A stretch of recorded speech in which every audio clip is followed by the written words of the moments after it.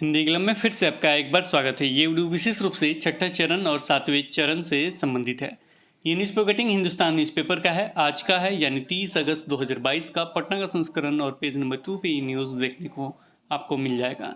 इसका हेडिंग बनाया गया भाषा एवं विज्ञान शिक्षकों के कई पद खाली रह गए। जब इसे विस्तृत रूप से पढ़िएगा एक और विषय आपको मिल जाएगा, वो विषय है गणित का भी। तो भाषा एवं विज्ञान गणित शिक्षकों के कई पद खाली रह गए। वजह क्या है ये निश्चित रूप से आप जानते होंगे, क्योंकि एस्टेट 2019 के जो अभ्यर्थी हैं उन्हें शामिल नहीं किया गया है। एस्टेट 2011 के अभ्यर्थी वही छठे चरण में भाग लिए थे।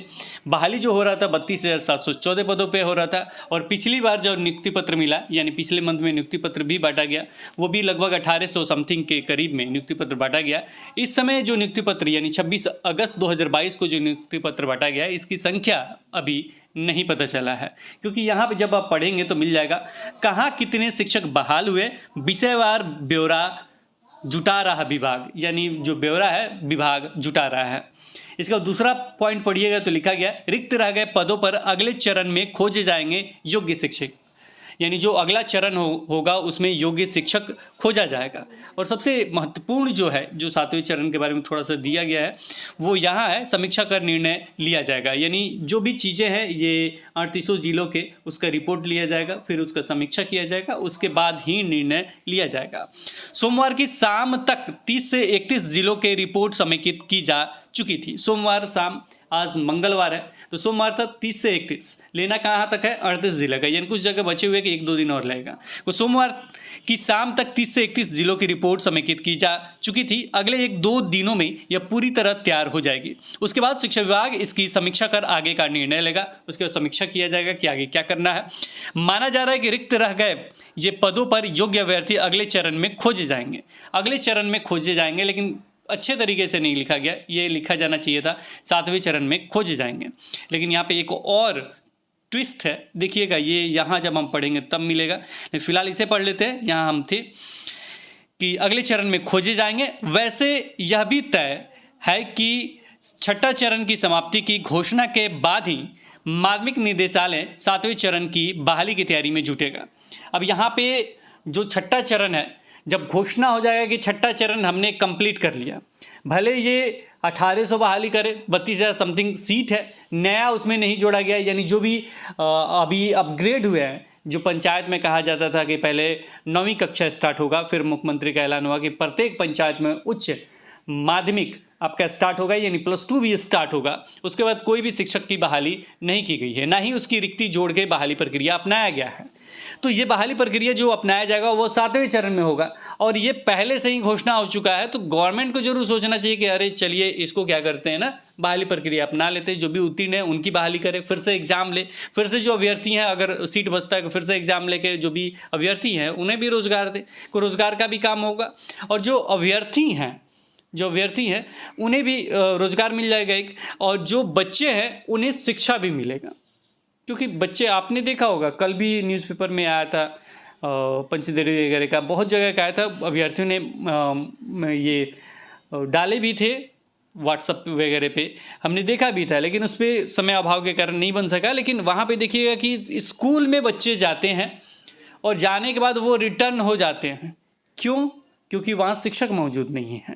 और ये बहाली प्रक्रिया जो छठे चरण का, ये लंबा खिंचता हुआ जाएगा, लेकिन कोई फ़ायदा नहीं होगा। एक तो जो रिक्ति है वो नहीं जोड़ा गया, दूसरा स्टेट 2019 के अभ्यर्थी नहीं है।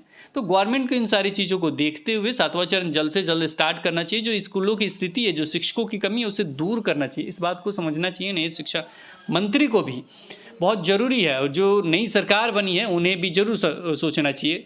और नई सरकार तो हमेशा रोजगार की बात करती है, तो थोड़ा शिक्षा व्यवस्था को अच्छे तरीके से देख के आकलन करके और एक नई घोषणा करना चाहिए कि इतने तरीके से हम बहाली प्रक्रिया अपना रहे हैं।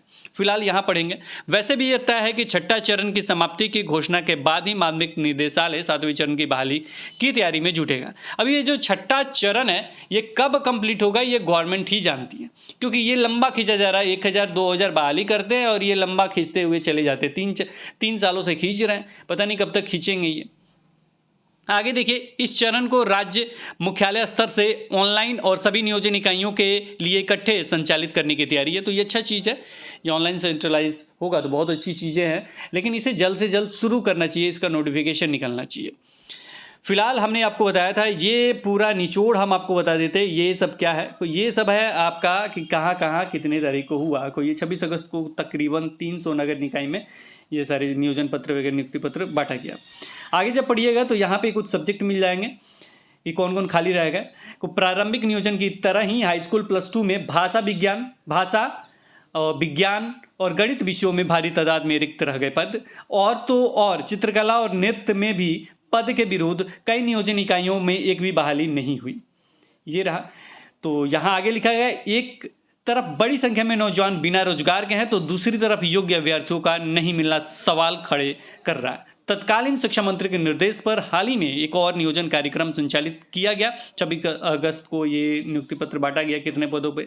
1850 पदों पे पिछला वाला बांटा गया। ये सारा डिटेल्स है। इसे पहले भी हमने हम लोगों ने समझा है और बताया भी है हमने। इसके बाद आगे लिखा गया, तब इतनी कम नियुक्ति का एक बड़ा कारण यह माना गया कि नगर निकाय एवं जिला परिषद नियोजन इकाइयों में नियोजन कार्यक्रम मुख्य कार्यपालक पदाधिकारी एवं प्रशासक नहीं रहने के कारण संचालित नहीं हुए।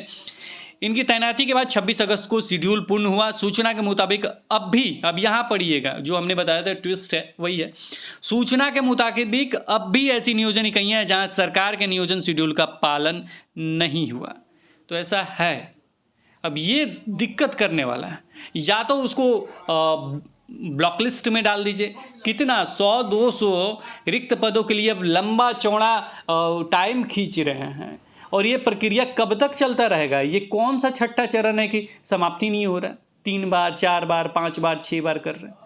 ऐसे क्लोज कीजिए और 7वें चरण का विज्ञापन निकाल के कार्य कीजिए। या वहाँ बाकी है, अगर आपको लगता है वहाँ करना चाहिए करते रहिए और 7वें चरण का विज्ञापन निकाल के कार्य करना चाहिए। क्योंकि जो रिक्त पद हैं वहाँ बच्चे जाते हैं आपके स्कूल में और फिर वापस चले जाते हैं। ये कैसा देन है सरकार का।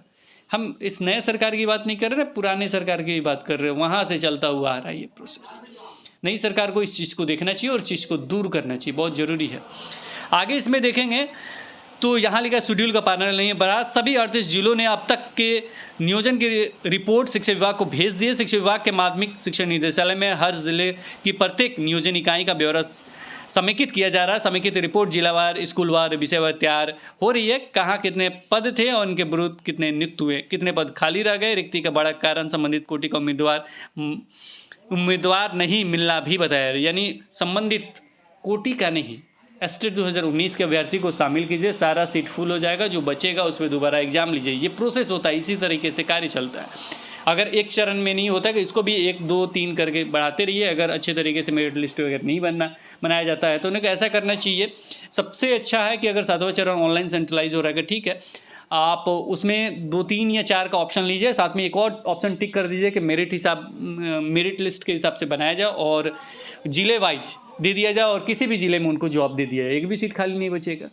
सीट वही खाली बचेगा जो आपके अभ्यर्थी मौजूद नहीं होंगे। बस वही सीट उस कैटेगरी के बचेंगे।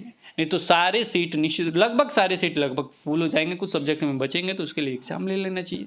अब शिक्षक मौजूद हो जाएंगे तो फिर बहुत ही अच्छे तरीके से आपका पढ़ाई लिखाई सारा चीज़ चलेगा। बच्चों को अच्छी गुणवत्तापूर्ण शिक्षा हो गई। उसके बाद जांच करते रहिए, सारा चीज़ करते रहिए, ट्रांसफ़र करते रहिए, सारा प्रोसेस अपनाते रहिए। फिलहाल यही है अपडेट 7वें चरण के लिए कि ये 26 तारीख को पूरा हो गया। अभी पूरा डिटेल्स नहीं आया है। 1-2 दिनों में डिटेल्स आ जाएगा। उसके बाद समीक्षा की जाएगी। समीक्षा बैठक के बाद क्लियर होगा कि हमें क्या कुछ आगे करना है। और जो बचे हुए हैं उनका निश्चित रूप से कुछ ना कुछ होगा ही। अब थोड़ा सा अब देखिए क्या कुछ होता है, ये वक्त ही बताया जाएगा। ज़्यादा कुछ बोलना उचित नहीं होगा। फिलहाल इस वीडियो में इतना ही। फिर मिलेंगे एक नए वीडियो के साथ। तब तक देखते रहें, बने रहें हिंदी क्लब पे। धन्यवाद, बाय बाय।